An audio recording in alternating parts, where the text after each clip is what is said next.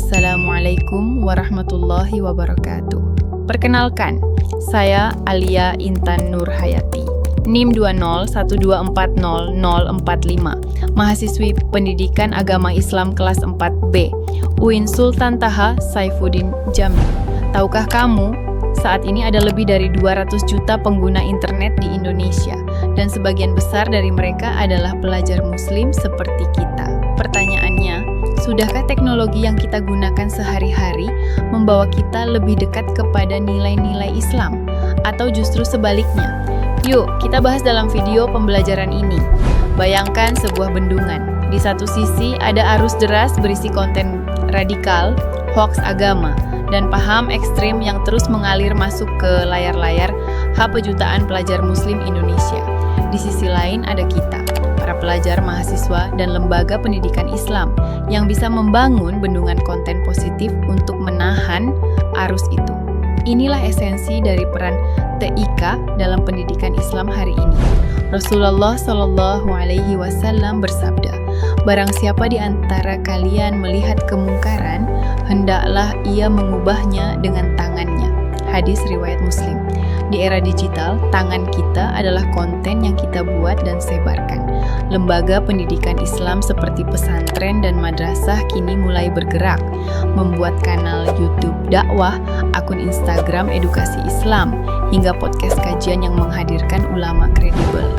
Hasilnya, narasi Islam yang moderat, damai, dan wasatiyah perlahan mengimbangi konten-konten yang menyesatkan.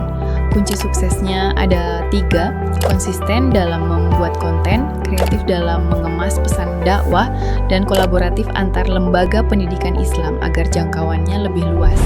Selain melawan radikalisme, ada 2 tantangan lain yang harus dijawab pendidikan Islam, etika bermedia dan kemampuan memverifikasi sumber agama di internet. 2 hal ini saling berkaitan erat. Coba kita bayangkan skenario ini, seorang siswa mendapat kiriman pesan. Hukum Islam tentang X adalah begini, lengkap dengan screenshot tulisan Arab tanpa dicek langsung disebarkan ke grup kelas.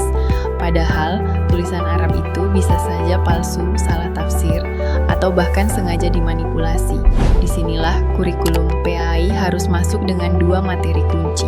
1. Adab bermedia sosial berbasis Islam, mengajarkan bahwa setiap kata yang kita ketik di internet adalah amanah yang akan dipertanggungjawabkan di hadapan Allah. 2. Literasi sumber hukum Islam digital, mengajarkan siswa untuk hanya merujuk pada platform terpercaya seperti NU Online, Muhammadiyah.org.id, atau situs resmi MUI, bukan sekadar hasil pencarian Google pertama yang muncul.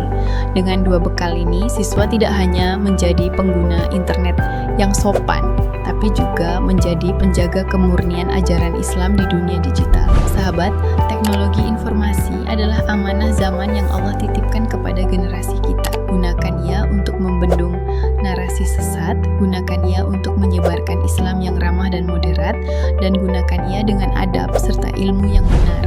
Karena di tangan generasi muslim yang cerdas, teknologi bukan ancaman tapi kekuatan dakwah yang luar biasa. Semoga bermanfaat. Wassalamualaikum warahmatullahi wabarakatuh.